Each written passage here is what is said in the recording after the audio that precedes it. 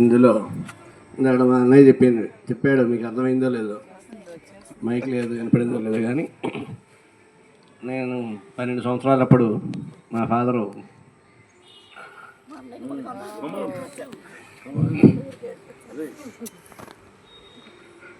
చనిపోయినప్పుడు ఇందులో వచ్చాము. అందులో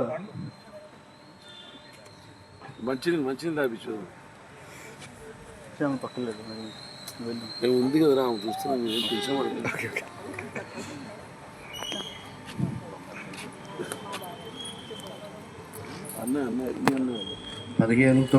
15/9/76లో మా అన్నయ్య ముందు వచ్చాడు. నాకంటే 6 రోజుల ముందు మా నాన్న చనిపోవడంతో మా అన్నయ్య ముందు వచ్చాడు. మా పిన్ని గారు 2వ నెలలోకి వచ్చింది. మా పిన్ని గారు మా బాబాయ్ కూడా ఇక్కడ ఏఈ చేశాడు మన దాంట్లో, కన్స్ట్రక్షన్ ఏఈ 82లో. మా పిన్ని మా ఇంటికి వచ్చి వెస్ట్ గోదావరిలో ఉన్నప్పుడు ఇద్దరు చిన్నపిల్లలు ఎలా పోతారేంటని రమ్మంటే ముందు మా అన్నయ్య ముందు వచ్చాడు. ఆయన వచ్చిన వారం నేను కూడా వచ్చాను. 21/9/76లో 22/9/76లో క్యాజువల్ ఎవరికి వచ్చాము. అసరావుపేట దగ్గర, దమ్మపేట దగ్గర వడ్లు కూడా ఆ ఊరు ఎలక్ట్రిఫికేషన్ అప్పుడు ఫస్ట్. మన బుడ్రాజు మీ ఇద్దరు చిన్నవాళ్ళు అప్పుడు.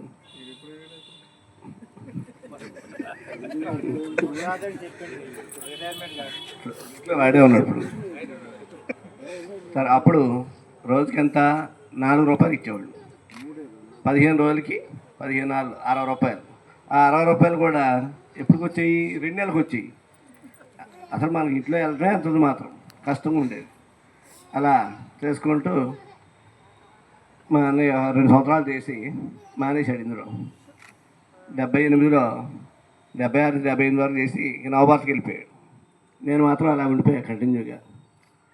71-76 నుంచి అలా 82లో మమ్మల్ని తీసేశారు వద్దని. తీసేసి అప్పుడు కాంట్రాక్ట్ దగ్గర పని చేసాం 2 సంవత్సరాలు. రోజుకు 10 రూపాయలు ఇచ్చి కాంట్రాక్ట్ దగ్గరే చేసాం. ఇటు కోటూరు, చింతూరు, అభిచర్ల, చట్టి వీటికి ఎలక్ట్రికేషన్ కాంట్రాక్ట్ వాళ్ళ దగ్గర 10 రూపాయలు తీసుకుని పని చేసాం. రోజు 10 రూపాయలు చెప్పుకున్నాం. పెద్దమ్మ కూడా ఆ ఊరు కూడా మేము చేసింది జగన్నాథపురం. అప్పుడు ఆ కేశవాపురం ఊరే లేదు అసలు. అప్పుడు ఈ 33 వెళ్ళాను, వెంకటాపురం 33 వెళ్ళాను కూడా మేము వేసింది. అప్పుడు రోజుకి 5 పావులు ఇచ్చేవాళ్ళు. అలాగే ఇందాక మన డి గారు చెప్పారు, రాజారావు ఎవరో చెప్పారు, మన అంకంపాల నుంచి పాలవంతరైన అప్పుడు 5 రూపాయలు, రోజుకి 5 రూపాయలు. విశేషం ఏంటంటే అక్కడ లేడీస్ కూడా పోలీకి పనిచేసేవాళ్ళు. 90 LPC pole, 42 feets pole, ladies కోయవాళ్ళు ఎక్కువ పనిచేసేవాళ్ళు. అప్పుడు నేను చిన్నవాడు కాబట్టి కిందకింటే అవి మోయించేవాళ్ళు నాకు చేతంటే, ఎక్కువగా పని చేయించకూడదు. అలా కష్టపడి రోజుకి 4 రూపాయలు, 5 రూపాయలు, 5 పావల, 6 రూపాయలు 56 పైసలు, 6 87 పైసలు, 7 72 పైసలు అలా చేసుకుంటూ వచ్చాం. అలా చేసుకుంటూ 12-11-84లో రెగ్యులర్ అయింది. ఆ రెగ్యులర్ చేయడానికి కూడా మమ్మల్ని ఇంటర్వ్యూ పెట్టారు ఓ సంవత్సరం. 82 మార్చిలో తీసేసినాక 83 సెప్టెంబర్లో ఫ్లడ్ వచ్చింది. 65 అడుగులు ఫ్లడ్ వచ్చినప్పుడు ఈ ఎటపాకల లిఫ్ట్ పడిపోయింది. అప్పుడు మళ్ళీ మన పాత వాళ్ళందరూ మళ్ళీ తీసుకుని ఒక సంవత్సరం చేయించినప్పుడు రెగ్యులర్ చేయాలంటే ఇంటర్వ్యూ పెట్టారు. మా ఇంటర్వ్యూ ఎంత కఠినం ఏంటంటే సైకిల్ దొక్కటం. అందరూ సైకిల్ దొక్కటం, తెలుగు పేపర్ చదవటం. ఈనాడు పేపర్ ఏదో పేపర్ ఇచ్చేవాళ్ళు, పేపర్ ఇచ్చా తెలుగు చదవాలి. అది మా ఇంటర్వ్యూ. సామాన్ల పేర్లు అందరూ చేసిన వాళ్ళు చిన్నప్పటి నుంచి సామాన్ల పేర్లు అని చక్కగా చెప్పేవాళ్ళు. ఇప్పుడు ఈ నెలలుగా ఈఆర్ఓలో అటెండర్ ఉండేవాడు, ఇప్పుడు ఉన్నాడుగా వాచ్మెన్ మాలిక్, ఆ నాన్న రహీం అని. రహీము కోదరరావు గారు ఉండేవాడు, ఆయన ఇంటర్వ్యూ. మనం సపోర్ట్గా ఒకటి వేస్తాం పింగాణి థియేటర్, అదా సార్ గైడ్, సార్ గైడ్ అనేవాడు. ఇన్సులేటర్ అనాల్సింది గైడు తేలిగ్గా అనేవాడు. ఓహో అదా సర్లే. ఇంకొక ఆయన సామీల్ అని ఒక అతను ఉండేవాడు, మాకంటే హార్డ్ వర్క్, పోలీకి పనిచేసేవాడు, 33 వెళ్ళి పనిచేసేవాడు. సామీలు మన కట్ పాయింట్కి 33 కట్ పాయింట్ డిస్కులు ఎన్ని ఉంటాయి సార్? 3 సార్. 3 సరిగ్గా చూడు. 9 సార్. సార్ 12 సార్ అనేవాడు. అంత బాగా హార్డ్ వర్క్ అతను పని చేసేవాడు. కానీ టెక్నికల్ తెలుసు కానీ స్టడీ లేదు పాపం దగ్గర. అతనికి మేమందరం అలా ఇంటర్వ్యూ చేసినాక అందరూ పాస్ అయిపోయాం. ఏమన్నా మా పనులన్నీ 8 సంవత్సరాలు అయ్యే చేసాం కాబట్టి రెగ్యులర్ చేసాం. మమ్మల్ని ఏమో భద్రాచలం డివిజన్కి అలాట్ చేశారు. కొంతమంది మేము ఇక్కడ చేసిన వాళ్ళు కూడా ఖమ్మం డివిజన్కి అలాట్ చేశారు. మేము వచ్చినప్పుడు సర్కిల్ నల్గొండ ఖమ్మం రెండు కలిపి ఒకటే సర్కిల్ మన ఖమ్మం.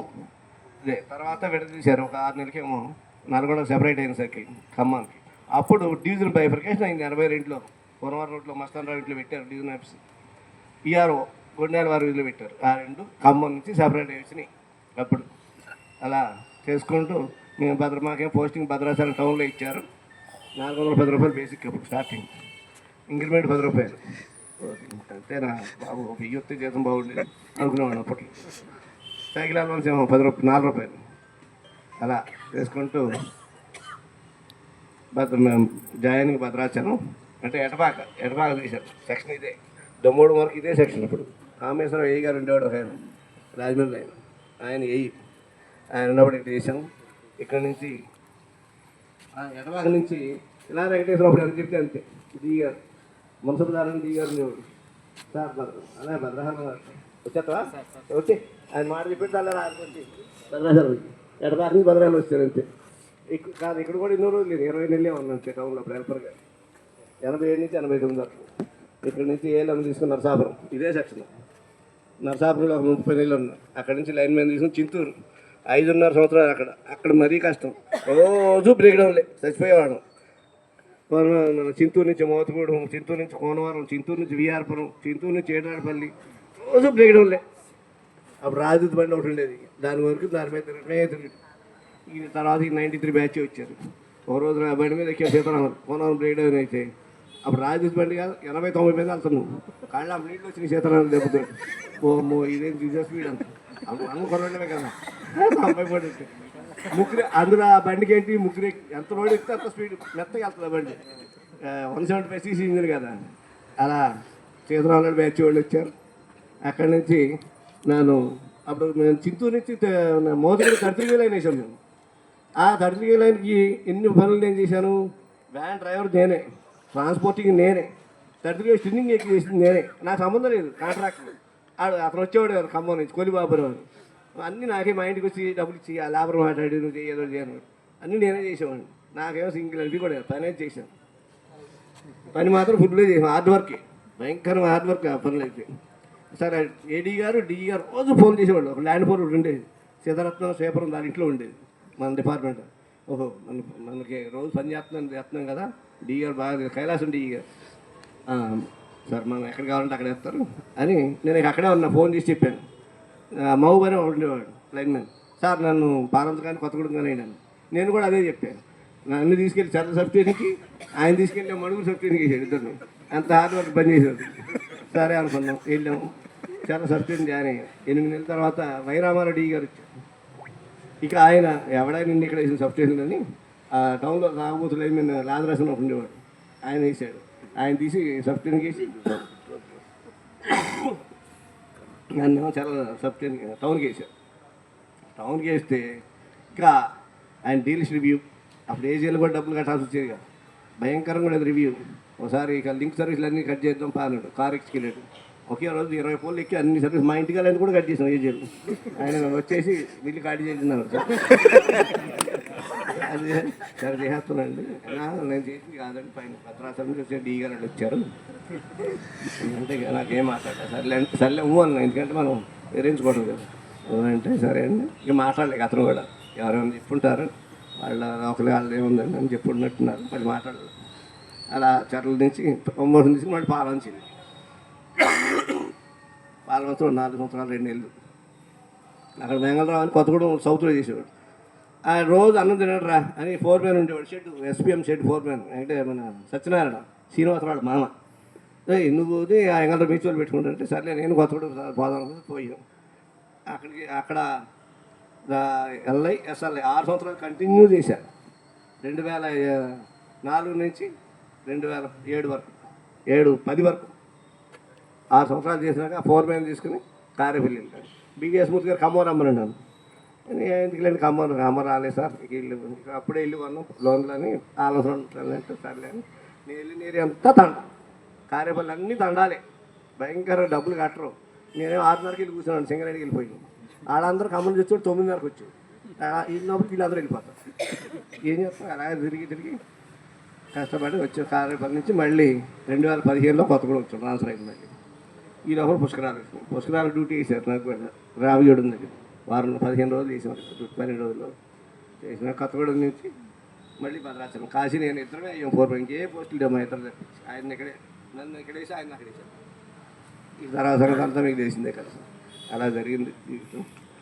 అన్ని రోజులు కష్టపడే చేసాం. పని అంతా ఎక్కడ బొల్లు దాచుకుని పని ఏం చేయలేదు. ఎందుకంటే అప్పట్లో కూడా మేము నలుగురే పూలు మోసి వచ్చాడు. ఏం చేస్తాం తప్పదు, అయినా సరే అలా చేసుకుంటూ వచ్చాం. ఇప్పుడైతే అసలు పూల గొయ్యి తీయట్లేదు, పూలు లేపట్లేదు, అంతా మిషన్ లేదు కదా. సుఖం అయిపోయింది బాగా. సుఖం అయిపోయినాకైతే జబ్బులు ఎక్కువ పెరుగుతా ఉన్నాయి కదా. కష్టపడితే కొంచెం శారీరక సమస్య లేకపోవడం కొంత కూడా కారణమే. అది కూడా రాబోయే రోజుల్లో కొంచెం సుఖపడకుండా కష్టపడి వ్యాయామం చేసి కొంచెం ఉండి ఆరోగ్యాన్ని కాపాడుకోవాలని కోరుకుంటూ సెలవు తీసుకుంటాం.